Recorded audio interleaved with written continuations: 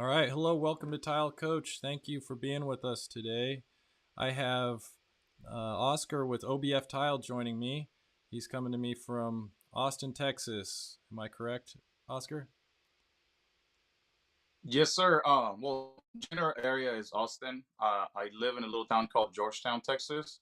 But if I say Georgetown, Texas, no one's gonna know where that is. Yeah. So, Austin, Texas. Very cool. So, it's been a few weeks or months since I've done a live stream, so I'm happy to be here. I love doing these. I love connecting with you guys. And for everybody who could make it, thank you very much. We're going to have a lot of information for you tonight. We're going to go over a ton of stuff, tile installation methods, and specifically, I wanted to go over the idea of Frankenstein showers, which is mixing manufacturers, and I want to see where the viewership lands on that. If you think that's a good idea or a bad idea, I would love you guys to chime in with your chat, ask us questions as we go here. So we have 40 people, Oscar, that have already joined in, and we should have more joining here as we go. So, Oscar, how did you get into the tile industry? Um, After high school, I was working in a couple of restaurants, and I actually had to move.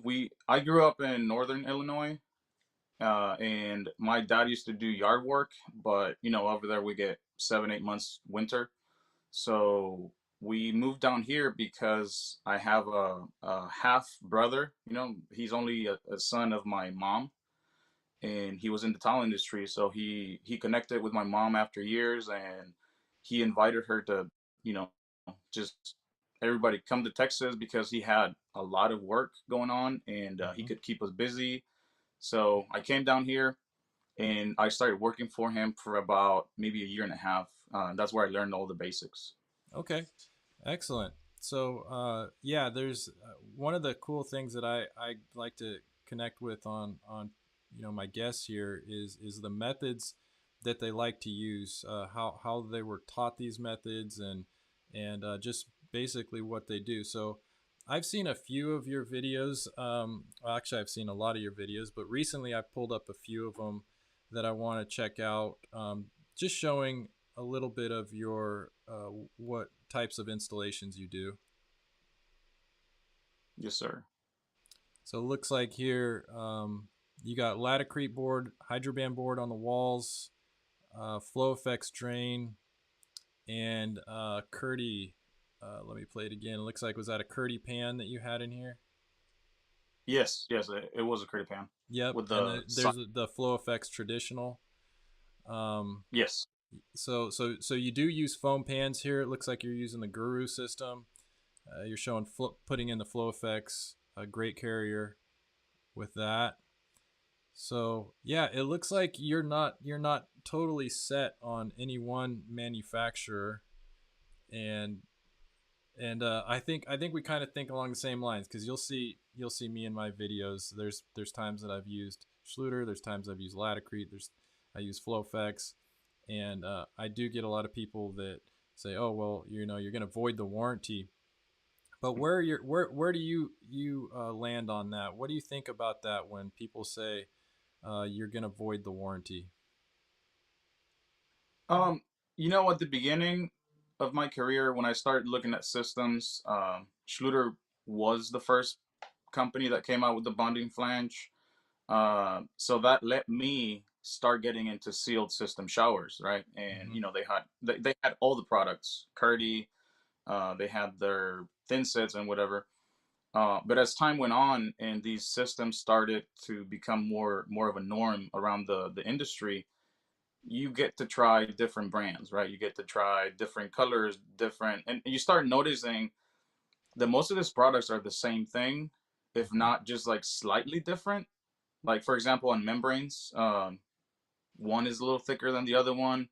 One has a little bit more fleas than the other one, but nonetheless, if you use it the right way, it's gonna do the job, right? Hmm. So in my case, I don't want to get married to like one brand because, for example, during COVID, what if I couldn't get the brand membrane that I like to use? Am I just gonna be out of work because it's 3, 4, 5 months backstock? So, you know, you have to be versatile. You know, Mm-hmm. you can use whatever brand membrane, you can use whatever brand uh, board on the walls. You can use, I mean, I'm pretty much set on flow effects for the drains because it's a great drain. Mm-hmm. But if there's a time where I'm in a pinch and I have to use a Schluter drain, a Latticrete drain, whatever, I know my way around them and I can use them without a problem. I'm not saying they're bad. I'm just saying we all have preferences, right? So on board, I would love to use Hydroban board every single time, but the Mm-hmm. price is pretty. You know, it's kind of skyrocketed after COVID. So I've settled for Go board, which is Yeah. about the same thing, but yeah, I mean, it's a little more flimsy and it's had, you know, that's why there's a price difference. But I settled with Go board because it does the same job, and as long as I follow all the directions, you know, it's gonna work. Yeah. So pretty much, in my eyes, you have to, you know, you have to know the way you're gonna build a shower, but then you got to have options just in case. You know, you can't get that color membrane that you like or that color board that you like, because at the end of the day, the person doing the work is the one that's going to have to warranty the work. You know what I mean? Yeah, exactly. Joe Lima just chimed in, and yeah, he said the same thing. You know, the warranty is with him. You know, he does the work. In the end, the warranty is on him, and you got to be confident in what you're using, and you got to know the methods and how to install them properly. So, you know, there are products that are interchangeable, right? You get a Schluter bonding flange and a Flow Effects bonding flange. They do the same thing, but they are different. They do. If you hold those two drains side by side, you know exactly which one you're going to take. You're going to go, this one is looks better. It's heavier. It's more heavy duty. I see some of the features that I like more. And if you have the choice, you're going to choose that product. But if you didn't, if you're out somewhere, maybe the customer bought their own and you can't get a Flow Effects or whatever, you know how to install it, so you're just going to go ahead and install it. The thing that gets me is the people that swear by the warranty, that Hmm. only will use a certain product, and then they claim the warranty. But I don't even think that's true. I don't think that they are choosing it because of a warranty. I think they're choosing it because they like that brand, and I understand that too. That you know, you have your favorites. You have your favorite football team, right? You have your favorite color. You have your favorite food. Everybody has different things that they like, and so they like this brand, and they like how it shows up, maybe on Instagram, and they got a shower that's all orange, and then oh no, but I use one that's all red, and they like it. But if you're stating the warranty, I pulled up, I got Latticrete's warranty and I got Schluter's warranty right here, just so people can be informed on what they are. And I think most people understand who are using system warranties and are the ones that say, "Oh, you have to, I get my warranty by doing this." They've already read this too. At least I hope they've read what the warranties are. But basically, I'm going to start with Latticrete's 25-year system warranty. It says here, Latticrete will pay for the replacement of its own products and replacement of finishing materials, as well as for labor for the replacement installation, provided that Latticrete will not pay more for the replacement than the original purchase price of the portion being replaced, as calculated on a square foot or, if applicable, square meter basis. Latticrete will not pay for replacement of any portion of the installation that is not proven to be defective. So basically, what this is saying is that Latticrete. So say you build a Latticrete foam shower. You got a foam pan, you got foam wall boards, and you're using just sealant at the floor wall connection, and that splits, right? Okay, so the seam doesn't hold up, it splits. Latticrete comes in and they go, okay, this is damaged. And this is best case scenario too, that you've kept all the records, the purchasing, you can verify where you bought it from, the thin set, you've kept all the records, you've submitted the warranty. Okay, so if you do that, then you get to this point, and Latticrete says, okay, well, we got this failed portion of the shower pan. You know what? We will pay for the replacement of the shower pan. So they take a square footage price. Say you did the shower for $10,000, and they go, okay, well, it's a 100 square foot shower. You got 15 square feet that are damaged. We're going to cut you a check for the 15 square foot, based on the 100 square foot price. So they're only going to give you about, what, 7% of the total job that it takes to replace it. And then also, they are not covering anything that's damaged by the water that got through your shower pan. So say your shower pan rots out the subfloor, it's an exterior wall, you got to replace siding, you got to replace the framing, you got to replace whatever, mold remediation, whatever you got to do. This warranty isn't paying for any of that. It's paying for 15 square foot of the original uh, price that you charged to do the shower. So basically, it's doing very little. You might get a check for, $750, and you have $15,000 worth of damage. So that's best case scenario, that you kept your records and everything. Now, keep in mind, these companies are going to take care of certain individuals. Maybe you have a high profile in social media and they want to keep good public relations. They will probably take care of you a lot more than if you're just an installer who is starting out, or a homeowner who's not going to buy any more of their products. Schluter's is very similar, basically the same thing. You guys can read through them. So if you guys are talking about warranties, I urge you to read the fine print that is in these 25-year and lifetime warranties. What do you think about that, Oscar? I think the whole lifetime warranty is just a sales pitch, right? I mean, it's helped me in the past sell maybe a handful of showers because the homeowners want, they ask specifically if they can have a lifetime warranty on the products because they've Mm-hmm. seen maybe a Schluter. Schluter's really good about advertising, Mm-hmm. and most homeowners know about Schluter. Some of them call everything Schluter, Mm-hmm. even the phone, the whatever, whatever's orange, they call it. Why don't you use Schluter? And they've done a really good job getting to the customer.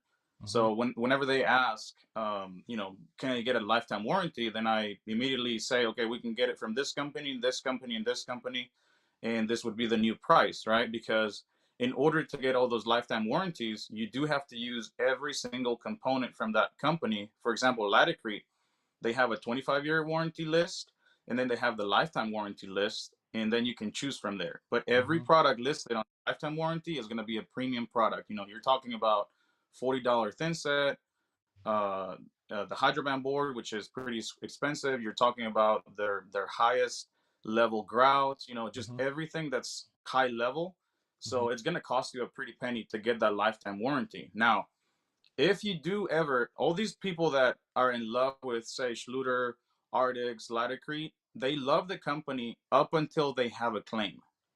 Mm-hmm. Every time these people, they have a issue on a job and the claim comes through, that's the point, that's the turning point for them, and they start noticing that it's not as pretty and it's not as nice as they made it seem before.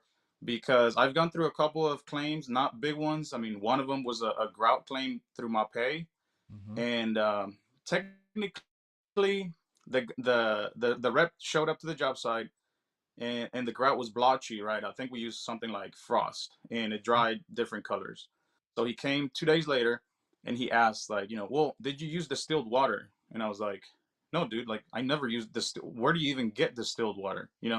Well, what did you do differently on this job? I'm like, nothing. I've used this grout for 5, 6 years. Yeah. Ever since it came out, their Mape FA Ultra Color FA has been my go-to grout.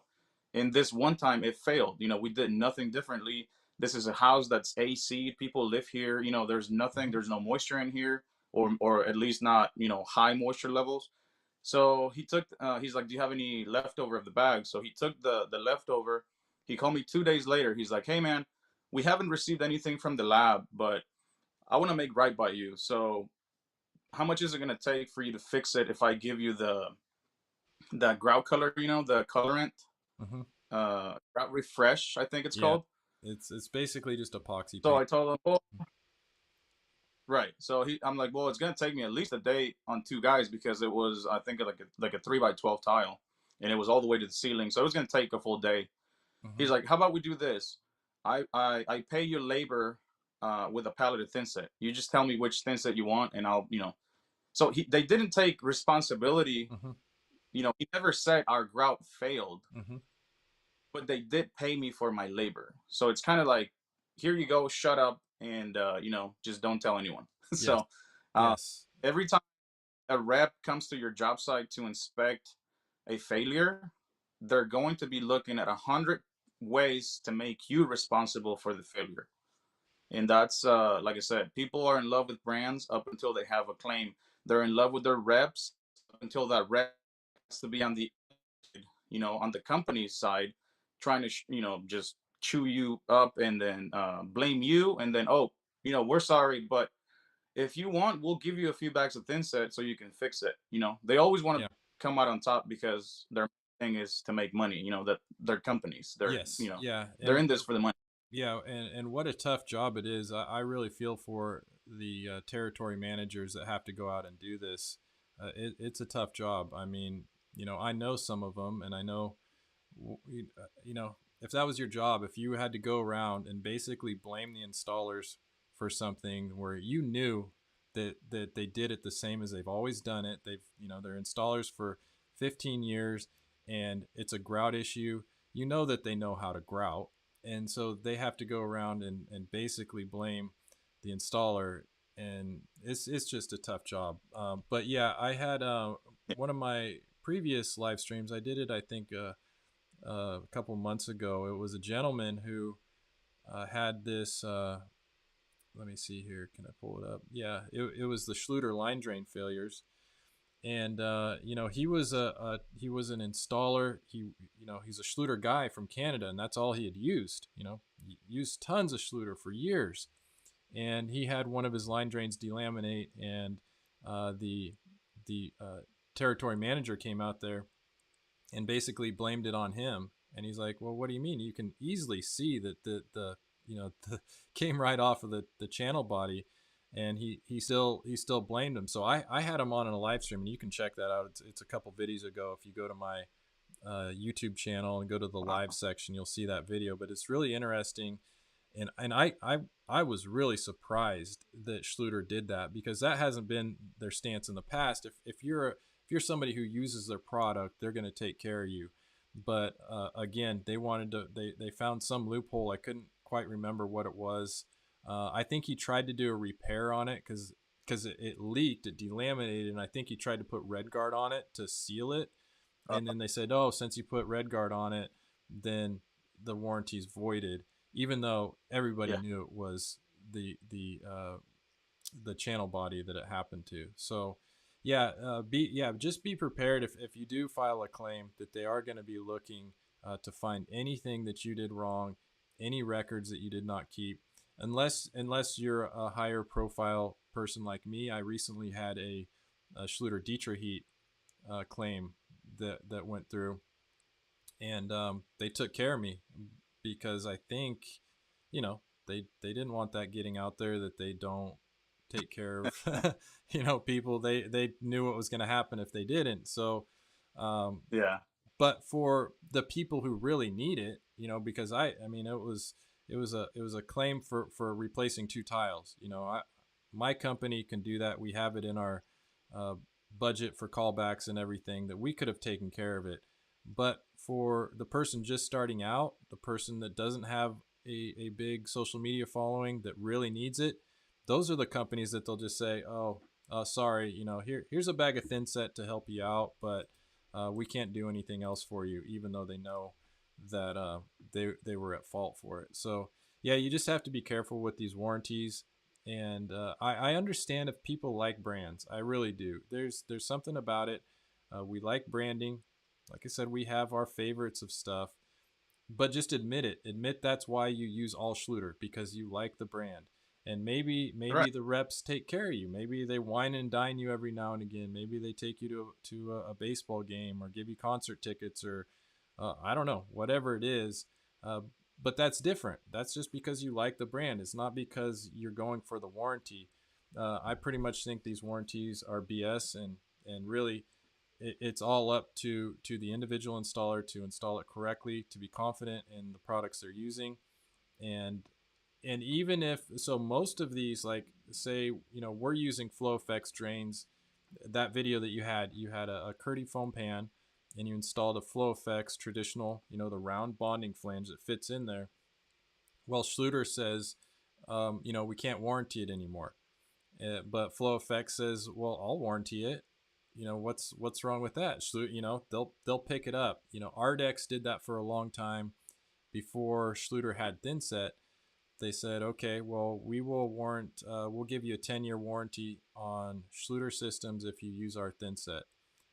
So companies can also cross, warranty products. It doesn't have to be an either or thing. So that's just good to know.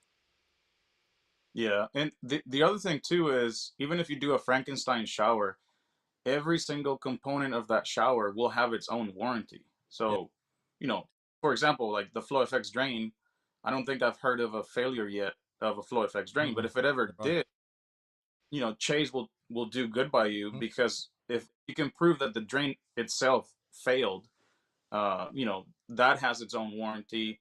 The Mm-hmm. board that you use has its own warranty. As long as you use the right way, whatever product you're using, you use it the right way, it's going to carry a warranty. Mm-hmm. It may not be as good as it's going to be because products inevitably fail sometimes. I've seen it with Hydroban board. I bought a whole pallet of 4x8 during COVID because of the shortage, so I wanted to be prepared. I kept maybe 5 or 6 sheets, and I didn't use them for a long time because they were so expensive. I was kind of saving them for the right shower for some reason in Mm-hmm. my mind. I was like, yeah, I'll save that for like the next best shower I do. Yep. And when I used them, some of them were already delaminating from the corner. Mm-hmm. Now, should they do that? No. But then when I contacted the rep, he got me an answer like, well, where are you storing them? And, like all this questionnaire, like, dude, like the board failed. Like, just give me a new board. Like, I don't need to be questioned here because what do you want? Do you want me to put it in my bedroom? You want me to rent a air conditioned storage so I can put your board so it doesn't fail? Mm-hmm. It's for a long time I was a big Lighticrete guy. All my videos, I still use their thin set in a lot of products, but I was for a hot second, I was even trying to use every product that was Mm-hmm. Lighticrete, from Multimax, board, Mm-hmm. membrane, corners, everything, up until I had a claim, and it turned out to be my fault actually, but Mm-hmm. only because I got kind of misinformation from the rep and it just went down. Anyways, I just didn't get taken care of the way that I was hoping for. Mm-hmm. Like here's this guy rooting for Latticrete all over social media. Mm-hmm. You should use this product. You should, and as soon as I have a small problem that I ended up fixing on my own because they didn't even offer to come to the job site. They didn't even offer anything, compensation, nothing. They just said pretty much like, "Oh, what did you do?" And I explained the process. Oh yeah, well, as soon as you pour NXT Plus on top of the Stratamat, you lose the anti-fracture properties of the mat. Mm-hmm. And I'm like, well, I I didn't know that, so it's my fault. But I feel like my rep should have told me that when I asked them if I could pour NXT Plus on top of my Stratamat. Mm-hmm. So if I call my rep and I ask him, hey, can I pour NXT Plus on top of my Stratamat because I'm trying to level this floor? And he says yes, I feel that should be followed by, but you're gonna lose the anti-fracture properties of the mat. So you should probably do, I don't know, Hydroban on top or something. But I never got that information. So a year later, we had a crack. I went to fix it, and then when I asked for help, they just pretty much said like, "Oh yeah, it's your fault because this happened." And I was like, "Oh, okay, well, thanks, but Yeah. I'm not married to this brand anymore because you guys pretty much failed me." Yeah. Yeah, no, if you notice my videos probably from like 2020 to like 20, oh, for about a year, I would say maybe even a year and a half, maybe more. I can't even remember, but I was pretty much all in on Latticrete as well. I made a lot of videos. I made a Stratomat video. I made uh, lots of Hydroband videos, lots of Hydroband board videos, lots of everything, and all their thin set stuff. And yeah, yeah, I don't know. I don't know if you know that's another topic maybe we could get into is all of us influencers. that have a platform that are advertising for free for companies. It's interesting, isn't it? Because uh, you wonder what these sales reps get paid to basically market products, right? I'm sure they're paid pretty well. And then you get Well, in, like, if you get the- into a situation where you were in, where there's a problem and they don't even take care of you, that's a head scratcher.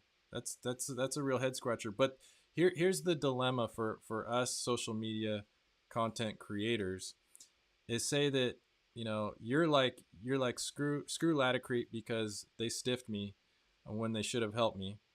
What's going to happen is somebody else will pop up and show Latacrete products all over their channel. So because there's so many other content creators out there willing to basically advertise for these manufacturers for free, why would they feel the need to take care of you? oh yeah, And so that's why there was a that point yeah that so much. Oh my bad. uh, There was a point that I was using so much Latacrete that my DMs were full of people asking me which product to use on certain product on certain jobs, mhm. and I was like, my answer at the end. At first, I was trying to find out. Like I was even posting on their Facebook, like, hey, I got this question. What's the answer? So I would post, give them the answer. But I got so tired. I was like, dude, just contact your local rep, because I'm doing the rep's job, and like you said, he's getting paid, and I'm not even getting taken care of. Like, maybe if I got a check monthly, I could do this job. And honestly, I think the reason why my following has grown is because I'm pretty honest about the products. Like, I will tell you what I like, and I will tell you what I don't like, and that's kept me pretty honest. So people, they respect my opinion because they know. I mean, I get a lot of stuff for free, but just because Schluter, my rep comes and gives me shirts and hats, I'm not gonna make a video right there and then promoting Schluter. He wants to give me hats and shirts, fine, I'll take them. But I'm not gonna make a video because I feel that I owe them. Or Mhm, if Guru, for example, they send me a lot of products, and that's why you see it on that video. mhm, I tested their membrane. I was like, well, it's not a bad membrane. So I had a big ass 323-foot roll. I wasn't gonna let it go to waste, so I used it. mhm, You know, but mhm. if anyone asks me, would you rather use Guru, Curdy, or the new FlowFX membrane, I'm going to tell them exactly the one that I would use in my jobs and why. Yeah. Because I feel like I owe them, even, because I don't get paid by any of the brands. So why would I advertise for one or the other unless it's true? Yeah. So Yeah, no, that's really really good. Yeah, I just find it interesting because in our industry, and I have a little insight into the internet social media advertising, because I've been doing it for so long. And what's nice about YouTube is they pay me for the ads that they themselves put on my videos. They come up with that. I don't choose the ads that are going on my videos. I get paid for it. But TikTok, Instagram is different. There's no ads, so you're only getting paid if you're getting paid by the manufacturers that you're showing the products. So it yeah, was my brother-in-law. He runs an advertising agency for different companies. He works with Nike, works with Jack in the Box, and they do these ad campaigns with TikTokers. And so they pay them. He says that they pay them $1,500 for two videos. It's a two video thing, and they just make organic videos. And these are the bigger TikTokers. The ones, the younger kids that get hundreds of thousands of likes and millions of views or whatever. But they're getting $1,500 for two videos, and they're actual cash compensation. Uh, yeah. but in our industry, that's not happening. They're not looking for us. I don't think they see us as valuable assets because, you know, people will just line up and do it for free. So why are they going to pay? Well, and the thing is that it is kind of happening behind closed doors, but they're not choosing people like me and you.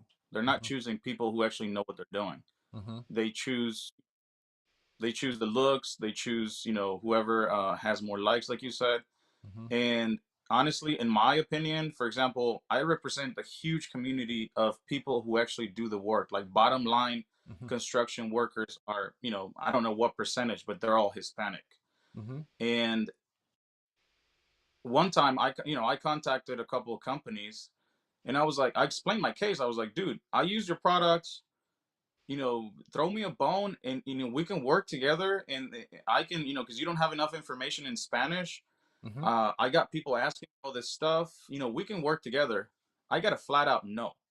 And I Right. was like, you realize how much you're missing out on, if you have someone. I'm not saying I'm the best. Maybe someone else who's bilingual too.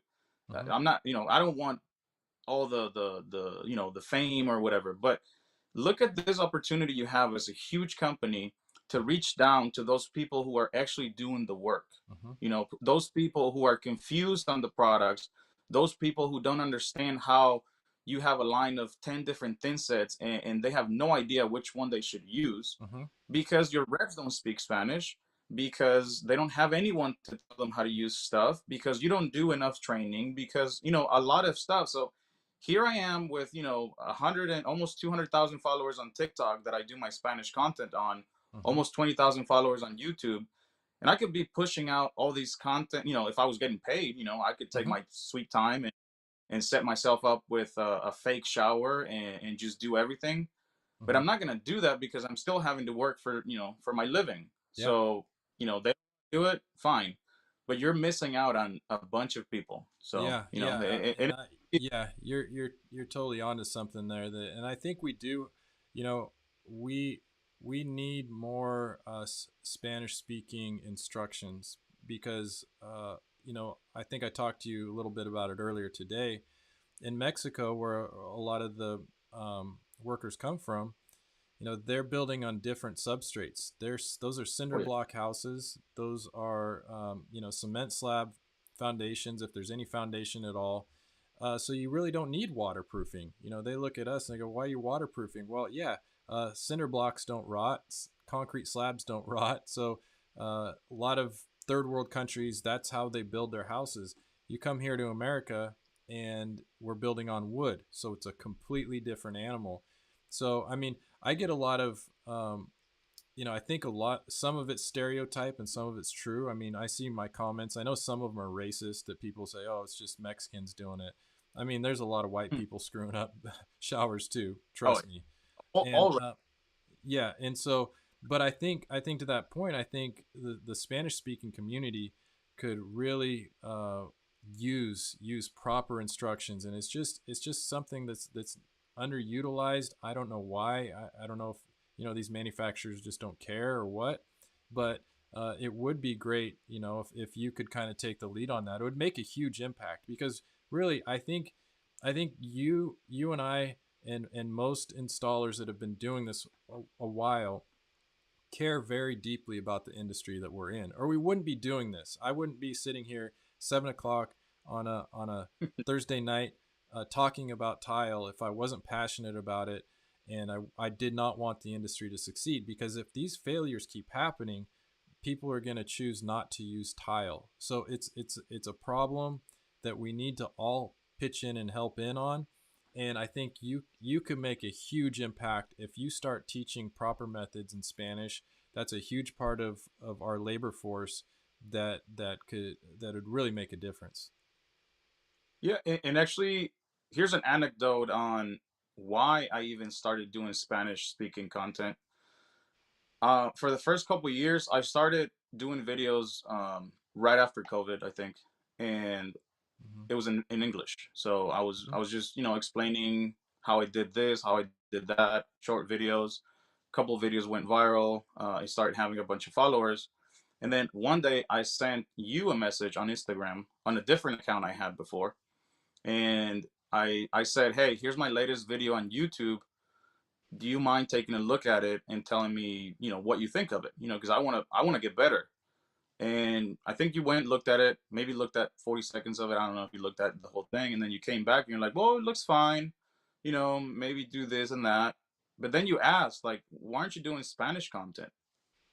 And then I was like, well, like all this Hispanic people, they're really jealous in their pride and all that. So as soon as you start making content, telling them what to do and how to do it, they're gonna start hating on me, and I don't want that. I don't want any of that. I want my sanity. And Mm-hmm. then you were like, this stayed with me up to right now. You said if it was easy, anybody would do it. And Mm. I was like, oh Mm. crap. you know, Oh so wow. months, those words kept sounding in the back of my head, and I was like, he's right, because no one does it because it's not easy. Making Mm-hmm. content is not easy. Mm-hmm. It's especially making educational content. You can make stupid content like, me going to the mall, me eating a panda, me eating a whatever. Mm-hmm. That's relatively easy. You shoot 15, 20 seconds, you trim it, and you post it. But when you're trying to show step by step on how to install, say, a flow effects drain, is you're gonna have maybe 10, 15 minutes, 30 minutes of footage that you have to cut down into maybe a 5-minute video most. And then if you want to post it on TikTok, it has to be like a 15, 30-second clip. Mm-hmm. And so yeah, I took my audience and I made a video. I was like, I'm gonna start making Spanish content only, because doing both languages in the same channel was gonna be brutal for me. I don't have the time to do a video and then translate it, do a video and then translate it. That's Mm-hmm. just gonna be Yeah. impossible to keep up for a long time. So I started, and it took off. It's like I said, right now I'm sitting at right under 200,000 followers. My YouTube Wow. is always also Spanish, and I'm around 20,000. Then I kept my Instagram in English because I wanted to reach both people, Yeah. both speaking languages people. Because on TikTok, I had a bunch of people that followed me, and they were like, "Well, but what about us that speak English?" And I was like, "Well, go follow me on Instagram. I'm gonna, keep my English content on Instagram, and I'm gonna keep my Spanish content here." And it's been great. But like I said, I don't really have the backup or the support from any of the companies. They want me to advertise, but they really just want to give you stuff, and I can only get so much stuff. I Yeah. can buy my own thin set, I can buy my own membrane. Yeah. Yeah. Um, but if I'm gonna take, say, a day a week to prepare, buy gear, record all these videos, and then sit down and edit for hours, there's got to be a compensation, Mm-hmm. because I mean, I'm in this for the money too. Like, I Mm-hmm. work for my family. If I was maybe, if I was a millionaire and I had the money and the time, maybe, but unfortunately I'm not. So I needed, like I said, I've reached out to a couple companies, and they really just don't care. For example, Schluter, they have some of their seminars, they do offer it in Spanish, but Mm-hmm. that's about the only company that I've ever heard that has Spanish. And I don't even know if it's just here in Texas, because there's so much Spanish speaking community. But everyone else, it's just like, no, we don't care that maybe 70% of the workforce speaks Spanish only, or maybe 30% of the Spanish speaking speak only Spanish. Because some of them are bilingual, some of them are, they at least understand a few things, but maybe a big majority, they speak zero English. And I know it's not the company's fault, Mm-hmm. because they should learn some English when they're Mm-hmm. here. But if these people are taking care of your showers and your floors, I mean, why not just make that effort, and Well, get to it's those people?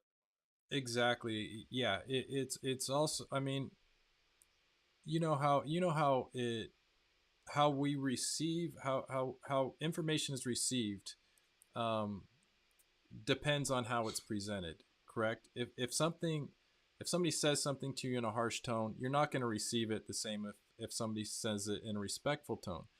I think it's as much as meeting them where they're at, speaking their language. It's going to click a lot better than if it's coming to them in English. And I appreciate you saying that. I think I remember that exchange. I don't. I didn't remember it until you said it, but now I remember. Yeah, if it were easy, everybody would do it, and that's been my experience here on social media. Is that it hasn't been easy. It's been a grind. I've had to be critical. I've had to speak my mind. It's not always, well, it's usually never easy to be critical of anyone or anything. It's much more comfortable to be a fence walker, the nice guy that everybody likes. And the only reason my channel has succeeded is because I've taken risks and said some unpopular things, and just been brutally honest about products and my opinions. and there's been a lot of nights where I've lost sleep. There's been a lot of uh, not so that's kind of the emotional part, but also just the work you talked about, editing videos, the schedule, getting stuff up, putting it out there, and just having your stuff out there for everybody to see is stressful. You worry about it, you want it to be good, you don't want it to uh, you know people to make fun of it or whatever it is, so there's a lot of work involved in it. I would just say that just keep going. Just that, I guess that would be my mantra now is you're in it. You got 200,000 followers on TikTok. You might not see the fruits of all of your labor yet, but they will come if you keep going. At least that's my experience, and that's the experience that I've seen from a lot of other people. That's like it's like that with anything, right? The tile industry is the same way. I know people that are doing tile, and they say, gosh, I'm still stuck only making this much money, and I've been at it for a couple years now, and I'm doing all the right stuff, and I'm working hard, and I'm doing everything, and I'm still not making what I want to make. And I just say keep going. Keep going. You'll get there, and I haven't seen that fail yet. I haven't seen that system fail yet, where you're into something and you're passionate about it, the reward will come. So I would say just keep going on with it, and just keep talking about it, keep doing it. But the Spanish speaking, connecting with them, I think it's really important for our industry. I I wish I knew more Spanish. I don't, I so I'm actually, my heritage is I'm half Mexican. So my mom's family was from Mexico, and she wasn't. My grandfather, her father, was born in the Central Valley when as a farm worker. His mom ran a boarding house for the farm workers in the Central Valley, and so I have Hispanic heritage, but I grew up in a very white community, and my dad is 100% Scandinavian. So I'm like half as white as you can get, and then half Mexican. So I've been around Mexican culture with my mom's family, but the place that I grew up was very white, and there was some racism. Even though like I'm only half, my skin was darker than almost everybody else's, especially in the summertime. So people would call me a spick, or they would call me other things. And so it was when I grew up, being Mexican was like a bad thing. You didn't want people to know. You didn't want to talk. You didn't want to speak the language. So and my mom and her dad experienced a lot of racism. Where back then, back in the 60s and 70s, you definitely didn't want people to know you were Mexican.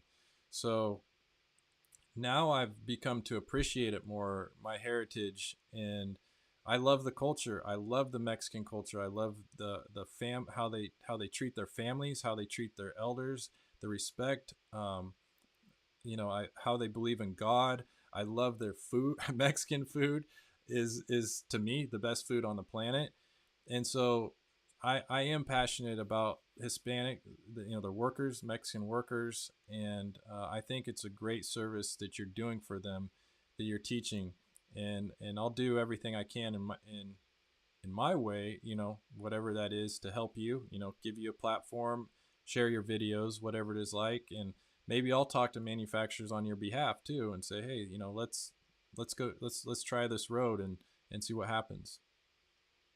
Right. And like I said before, it doesn't need to be me. Like there's a lot of other people who probably don't make videos, but they could be a connection between the community, where they live, to those people who really don't understand. Because I mean, I see a lot of, right now we're just talking about Frankenstein showers mixing manufacturers, Mm-hmm. but I've seen some bad Frankenstein showers where they're mixing systems, meaning they're mixing water in, water out with sealed systems. So Yep. they're using a drain with Curdy membrane, and thin. It's just horrible, and I can't blame them, because they probably were just, somebody gave them the roll of Curdy and like, just use it. This is the waterproof, Mm-hmm. and they just probably had to figure it out on their own. Mm-hmm. And some people are stubborn and they learn from somebody else, and they're like, no, this is the way. And you're like, no, that's not Yeah. how you do it. Oh, I've been here for so long, it works. Mm-hmm. It's like, well, it doesn't work. But if you only had the right information, And like I said, I mean, it's not like everybody's gonna listen. In all cultures, there's good people, bad people, stubborn people, all kinds.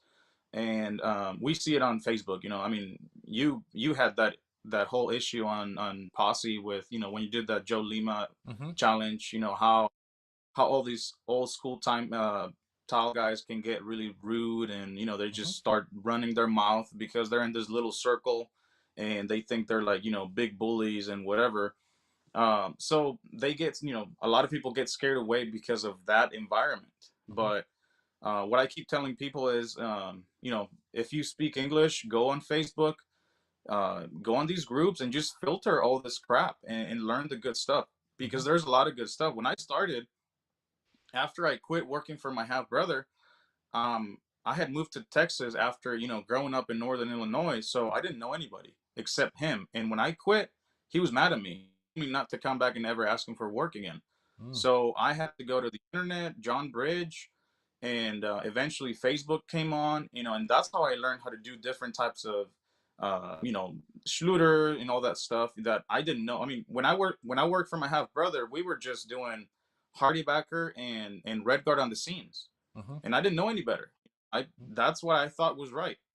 So, but if somebody would have come along and told me, Oscar, this is not how you do it, you know, I probably would have listened, because later on the forum and on Facebook, I started seeing all these new methods and all these new products, and I eventually just, you know, kind of started my way into custom work and, you know, doing quality work and just testing out stuff.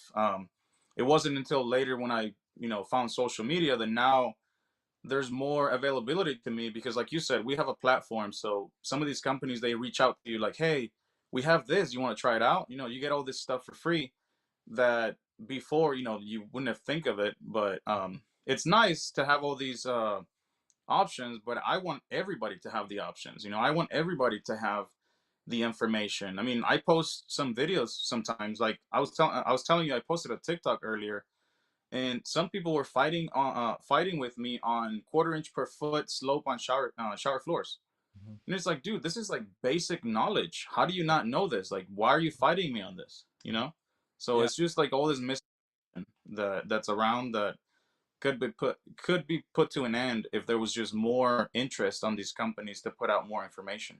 Yeah, yeah, I think a little bit of it is the manufacturers don't really care if there's shower failures going on.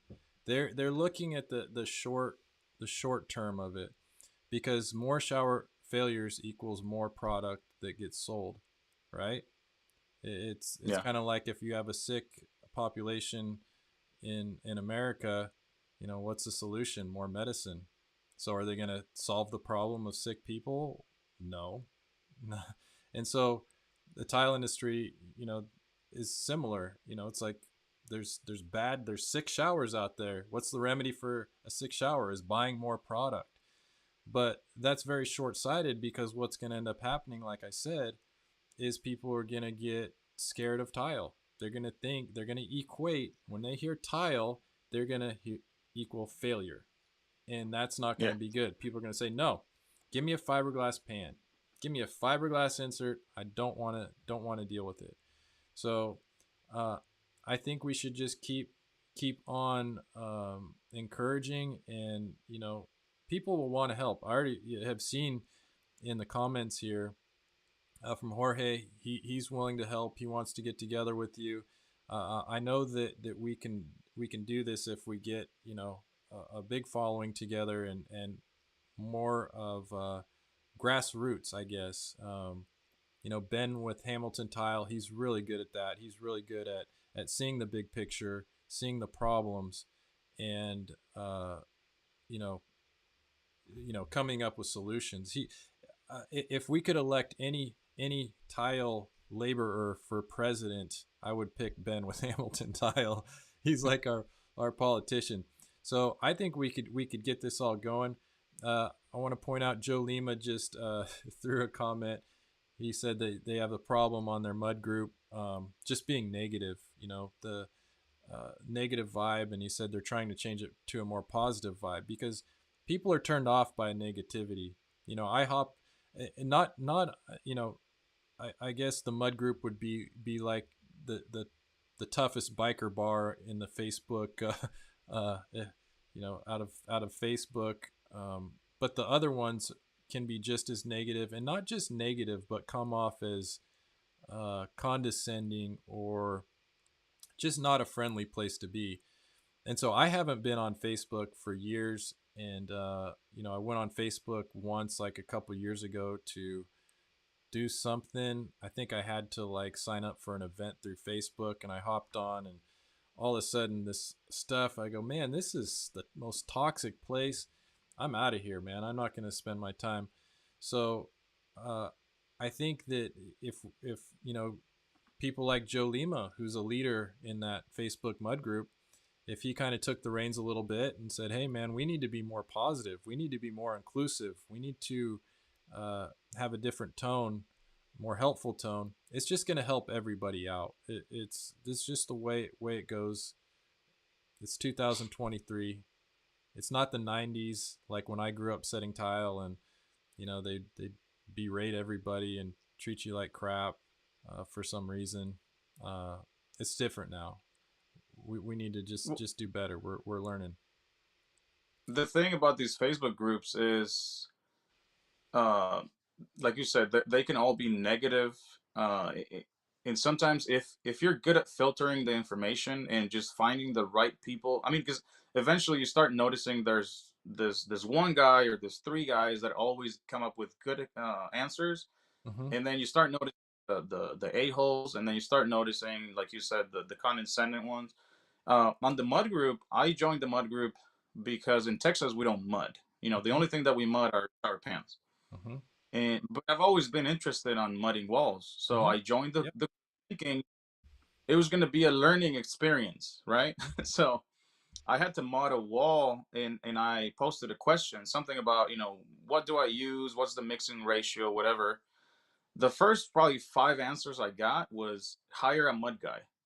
Mm. And here I'm sit, I'm just here sitting like, dude, like I understand, like hire someone who knows how to do it, but I'm trying to learn. Mm-hmm. So why not just tell me the information that I need, Mm-hmm. give me a little push and say, hey, go do it, buy this, buy that, and you're gonna be fine.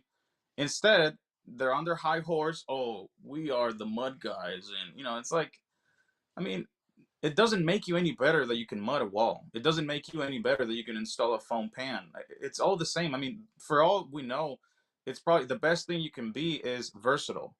If you can show up and do a shower 10 different ways, Mm-hmm. that person is better than the one who can show up and do it only one way. And he's so proud of it because he can break his back carrying all these 80-pound bags every day. So it doesn't make you more of a man, but apparently in the mud group they have that in their man. Like, oh, we carry heavy stuff every day, so we are the bigger macho man. It's Mm-hmm. like you're not. I'm pretty sure half of those people, if you actually were to meet them face to face, they wouldn't say a third or a fourth of what they say online. Yeah, no, But I've met several of them, and they're really good people. It's just, yeah, you get in kind of an environment like that, and it's I guess the worst kind of comes out with people in those environments. But yeah, you'd meet those guys that I met in person when we did the mud challenge. I mean, they were all great, nice, respectful people. A few of them apologized, and it was all good. But yeah, unfortunately, that the well, you know how it is. It happens on TikTok, happens everywhere. People just speak a lot differently than they would if they saw you in purpose. And that's not just a tile problem or a Facebook problem. That's all. It happens with everything with politics. How many people are so divided over politics? And if they just sat down and talked to each other, you'd be like, "Oh, you got a good point."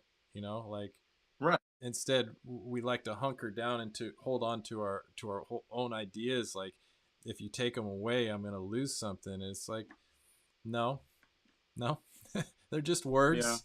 They're just words and of the opinions, and you can take what you want and you can leave the rest. But uh, it's that we do need more of that. And on my channel, yeah, my YouTube channel, my Instagram, I try to stay real positive. Early on, I I'm not gonna lie. There was sometimes I was probably rude when somebody was questioning me or arguing. I would fire back, but I've been doing it long enough now that I know that that's not helpful. It's not changing anybody's mind, so I'm not going to waste my energy doing it. And all it might do is turn somebody else off who's witnessing it, right? That go, oh, tile coach can kind of be a jerk if you Yeah, tell him what he doesn't want to hear, right? So yeah, it's that's kind of the way I operate my social media. I try to keep it a welcoming place. I have my own forum on my website, and it's really for a lot of beginners. They can come there and ask their questions that are, they think are stupid, that they wouldn't ask even on somebody's Instagram channel because they don't want to get blasted for seeming dumb. They get, and it's just kind of a place where everybody gets to learn without anybody thinking they're better than anybody else. So yeah. You actually inspired me. Remember when you did that it was kind of like a class and you showed people how to do a mud floor, and I think yeah, you had like five mud. yep, Okay. So I'm actually trying to do that here locally, okay, but is well, one of the problem is I don't have enough time. The second problem is I don't want this to be a sponsored event by any brand mm-hmm, because as soon as like say we involve Latacrete, mm-hmm, they're gonna want to use all your products. If we involve Schluter, same thing. So I mm-hmm, want this to be a non-biased class, but at the same time, if I'm not having my back, uh, if I don't have anyone helping me, then that means I got to spend my money. So that means I got to charge for it. And mm-hmm, then as soon as I posted a video saying, "Hey guys, I'm thinking of doing this," of course there's going to be a cost for the class because we got to pay for materials and all this. Oh my God, I got a bunch of comments saying, "Well, if you need money, just say it." And it's like, dude, like, really, you think I'm going to become a millionaire just by doing one class with five people that are, what are they going to give me, like $100, $200 each? mm-hmm. And, after I spend money on lumber, on mud, on thinset, on all this stuff, you think I'm really going to get any, I mean, I'm going to put in time for this. I'm going to put in time even before this happens because I got to come up with a plan of, my plan was to have like maybe a couple hours sit down explaining how a Frankenstein shower works, Mm-hmm. and then having like a hands-on thing, right? Mm-hmm. So I got to plan these things out. I can't just show up and start talking out of my butt. I got to have a little speech worked out where I Mm-hmm. cover every single thing, like every single component. Like I said, I wouldn't be rooting for any specific brand, but I am going to tell you what I would use in my job if I were to do this shower. Now, if you are going to do it and you only have access to a certain product, of course you're welcome to, but you got to understand which items are interchangeable and which are not. Like a flow effects drain is not interchangeable for a three-piece clamping drain. Mm-hmm. Uh, you know, Correct. uh, Purdy not interchangeable for PVC liner. Mm-hmm. Things like that. But that's the roadblock that I found. Like people think that I'm just trying to kind of Take get money advantage of from them. people and Yeah. look at the picture, trying to teach people how to do it the right way. Yeah, and I think as you do it more, Oscar, I think you'll be more comfortable with for asking for what you're worth. You'll be more confident. I mean, you sound like you're already confident that you know what your time is worth, but it becomes easier as you go along. I did that class that you were talking about. I think we had 5 people, and I think I charged 650 a person for a 2-day class. And a lot of people would say, "Oh, you're crazy. That's no way I'm paying for that." And I'm going, "You're learning a lifelong skill that's going to make you hundreds of thousands of dollars. You can't, Yeah, if you don't think your education is worth $650, and I don't know."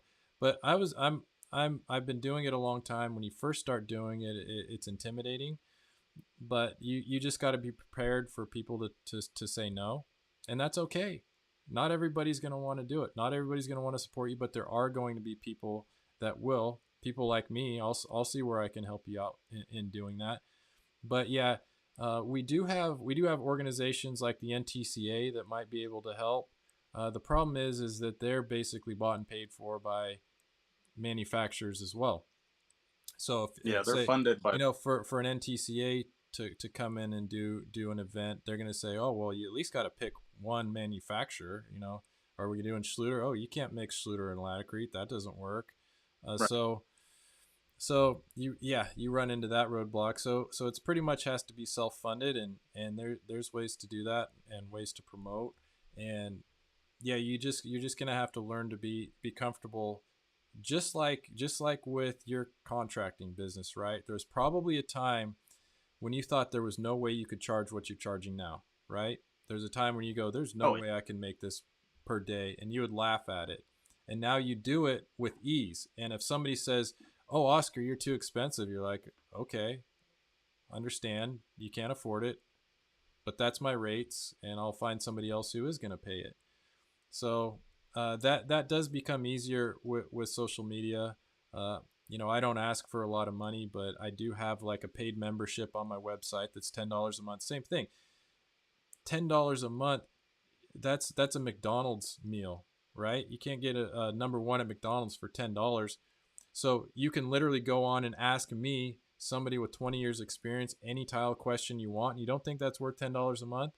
So I kind of just like, if anybody says something like that, I just say, I dismiss it. Okay, yeah, all right, move I on. mean, if you're gonna pay $10 for someone's OnlyFans, that's not gonna teach you anything. You might as well pay $10 to. You know? To tile coach, yes.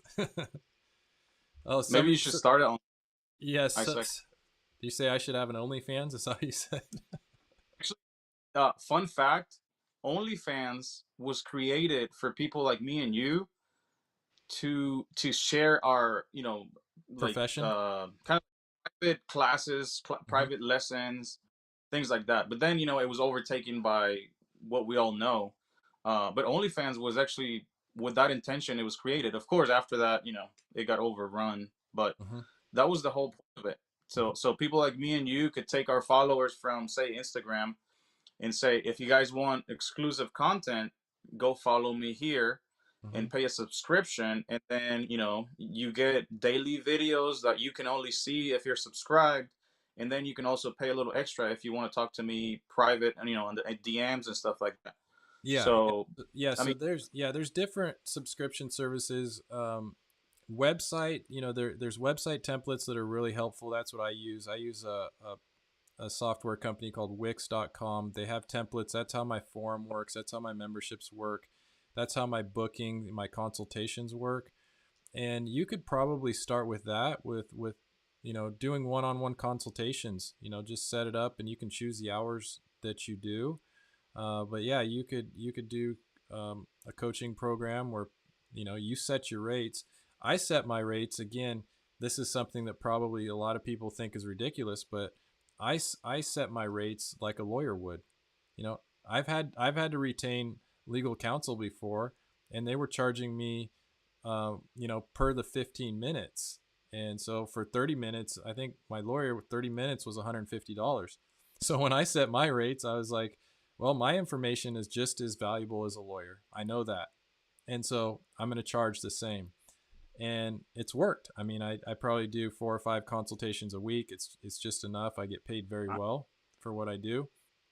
I mean, you might have to set your rates a little bit less, but you can figure out what that time is worth for you. But you know, that's a great way that you could help Spanish speakers out, because a lot of it comes down to the one-on-one, right? It's yeah. social media and YouTube. You see my YouTube videos, and there's so much information out there that it's confusing. And so, like you said, maybe they start confusing. I get this one a lot. They go, oh, well, I thought you weren't supposed to put the wallboard, into the mud and have the mud go up against the wallboard, right? But they're just Yeah. confusing the traditional Just systems with the bonded systems. So there's a lot of things that people need the one-on-one to be able to ask you directly. Okay, that's why you do it. Now I'm confident to, so the one-on-one consultations are huge. It's a great way to teach people. We have, the software and the internet at our disposal now, so it doesn't have to be a one-on-one. It doesn't. I'm sorry. It doesn't have to be an in-person. class. I mean, those are really helpful if you're teaching skills, but a lot of the stuff that you were talking about, like you'd want to sit down and explain the difference between a bonded system and a traditional system, you could do that through the medium just like we're doing. So, Yeah. Yeah, I mean, right now I'm doing it for free. A bunch of people reach out on TikTok or mhm. Instagram, and they ask me questions about how to do this, products, and I Yeah. take my So, time because I don't one of those influencers that don't respond messages, and that on camera they're really nice, but you ask them something and you just never get a reply. So mhm, I want to be reachable, but at the same time, sometimes I feel like maybe I could be getting paid for this, because like you said earlier, I don't think that the time that I put into social media is being rewarded by the way that I think it should be. And I mean, I do it as kind of like a lifestyle. I'm always just recording stuff because that's just the way I live my life now. Like I'm at work and I'm about to do a cut or something, and I just pull out my phone and I record, and then I record, and then later I'll just I got tons of footage in my phone that I've never even edited,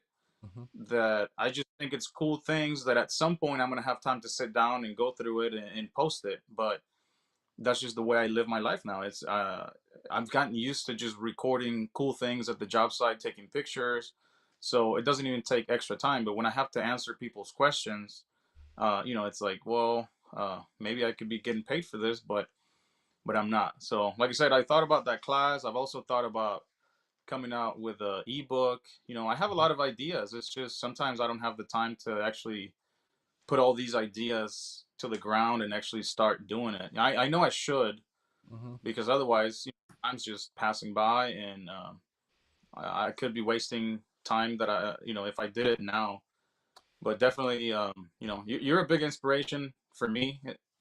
That I see you in the tile industry, and the way you're doing things, and the way you critique products if they're not working the way they're supposed to. And a lot of people take it the wrong way. I've seen it on the Facebook groups. They're like, oh, Isaac tile coach, he's a clown, he's this. But it's like, well, I mean, you're not talking bad about Schluter because they give you shirts and coffee mugs, Mhm. or because they took to an Astros game. Like I've Mhm. seen people on social media, even on Instagram, that were using Flow Effects and other products, and all of a sudden, they Schluter took them to a baseball game, and now they're all back to 100% Schluter. And it's like, Mhm. you shouldn't do that. I mean, yeah, cool that they want to take you, Mhm. but that shouldn't make you want to use all of their products all of the time, because now you're just lying to yourself. Yeah. So, Yeah. Well, I think you're on the right path, Oscar. I think you're where I was at probably like 5 years ago. And there was a time when I like with you, I was able to respond to your direct message. I get so many now that I can't respond to every tile question that somebody has. I I just bet. can't. I just can't. Well, I guess I could if I didn't work, but I choose not to. And there was a progression where I had to make that choice. Okay, is this a profession or is this goodwill? And Yeah. I've done enough goodwill. That's kind of what I feel like I've put in my work, and I still do goodwill. I mean, I'm doing a charity project in 2 weeks, literally completely free. I'm not charging them a dime to build their shower. They lost their house in a forest fire here in California in 2018, and it was a lady who reached out just for some advice, and she had to build it herself, and she's 70 years old. I said, don't worry about it, I'm going to come out there and build it for you. So I get to pick and choose where my goodwill and my charity is. But you just have to remember that the information that you're giving people is very valuable, and you do deserve to be compensated for it. So, if somebody asks you a question in your DMs, you could, ask them for their support. Say, this is my cause. I'm trying to build something that's going to educate people on tile. Would you mind pitching in Right. $5, or would you mind buying a T-shirt or a hat, or would you whatever it is? You can send links and DMs. That's what I usually end up doing is send them a link. Hey, if you need more help, here's my consultation fees, and takes them right to the website. Right. and and some people do, and some definitely. people don't.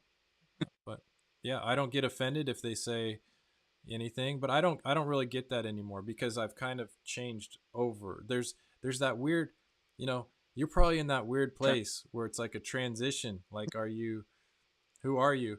And right, and you might go through the same transition. A lot of people could relate to this. Is when you are an installer, the sole installer, right? You don't have any employees. You got subcontractors who you've worked for a long time. You're the tile guy. You show up, you do all the work, and then all of a sudden you want to run a company, and you hire an employee, and you send that employee to the job, and then the general contractor's like, wait, Oscar, what's going on here? I thought you were doing the job. And you go, no, I'm trying to build a company. In order for me to build this company, I have I have to have my employees do it. And the first time you do that, it's a weird transition, and there's some growing pains with it, and there's some general contractors that aren't going to use you anymore.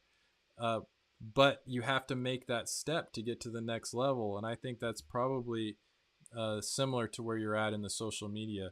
You don't know, you're not quite there. You're going through those growing pains of doing all this stuff for free and not knowing how to charge for it. But just keep it up, man. You'll figure it out, and you'll try things, and some things will fail, and some things will do well, and you'll just learn from it and keep going. Yeah, I appreciate your advice, man. I mean, when you messaged me saying that if I wanted to be on the podcast, honestly, I take this. This is probably the third podcast that I've been on. The first one was Tile Money. The second one was a Spanish one called Hogares, Construyendo Hogares, like building homes Mm-hmm. in Spanish. And then this is my third one. I take all of these invitations as accomplishments. Like Yes. I'm doing something Good. right. I'm getting by the right people, and it just encourages me to keep going. It's motivation definitely, and even though, like you said, I'm at a weird place right now. I mean, sometimes, man, probably once a week, I think of quitting all the Mm-hmm. social media. I mean, Yep. it's just Yeah. in your head, and you're just through this. And if you don't, Um, end up getting paid for it, Oscar, you will. That's just the yeah, bottom line. If you don't find a way to get paid for it, um, or at least have it benefiting, your construction company in a very tangible way, where you can really see that because I'm doing social media, it's growing my business. You will quit. It's not worth it. I know a lot of people that, some of the best on Instagram aren't there anymore because they didn't, right. they didn't they weren't able to take that step and ask people for money. They weren't able to you know make that transition. Custom Tile Works Amos out of Florida, one of my favorite Instagram channels that I've watched over the years. He just quit. He said, I've had enough of it. I'm not getting anything out of it. I'm working my ass at making this content, and then companies decide to pay these people just because they look a certain way, and he's just like, I'm done. So Yeah, that's my take. there's. I'm not sure if you follow Tarkus. Yeah. He's Mm-hmm. in. Man, he's. I want to say he's the most underrated tile guy on Instagram. Mm-hmm. He is a perfection. Like, Mm-hmm. his work is impeccable. You know, everything, like the way he muds, the way he does everything, miters. I mean, you name it. Mm-hmm. But you look at his follower account. I don't think he has very many followers, Mm-hmm. and it's just because he's not flashy. It's just because maybe he doesn't talk in his videos. Most of it is just pictures. I'm not sure, but I mean, I follow the guy and I ask him questions, and Mm-hmm. because even though I have my followers, I still have people that I respect that I know are steps above me. You Mm-hmm. being one of them, Tarkus, E-Tile, Tile Bro. There's a whole list, Mm-hmm. because just because I have a bunch of followers doesn't mean that I'm, the best. Like Yeah, they have there's great people information. Mm-hmm. that whenever I come up to a situation in the job site, I know who to go to, and some of them have less followers than me, but it doesn't mean anything. I know they're better, and Mm-hmm. I know I can get help from them. So most of the social media thing is also not let it get in your head, like not thinking just because you're at a certain number, because numbers really, I mean, they do matter to some of the companies. Like they see you with 100,000 followers, they're gonna send you free stuff. Hmm. But just because you have that many followers, it doesn't mean you're a good tile guy. I mean, it just Yeah, means no. you know how to market your. Yeah. So Yep.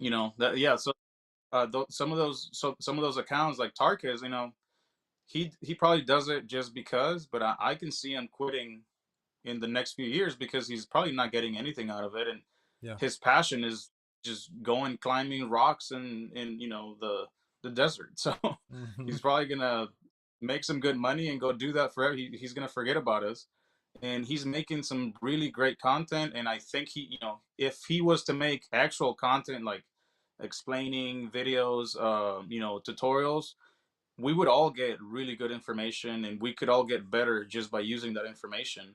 Hmm. But he doesn't have the incentive, he doesn't have the motivation Yeah. to do that. Yeah. Like you said, free stuff. Montolit is always wanting to send me stuff, and I'm like, I don't need any more tile cutters. I mean, I got enough. I understand. How many snap cutters can I use? I guess I could sell them, but I don't want to deal with that. But yeah, I have enough tools.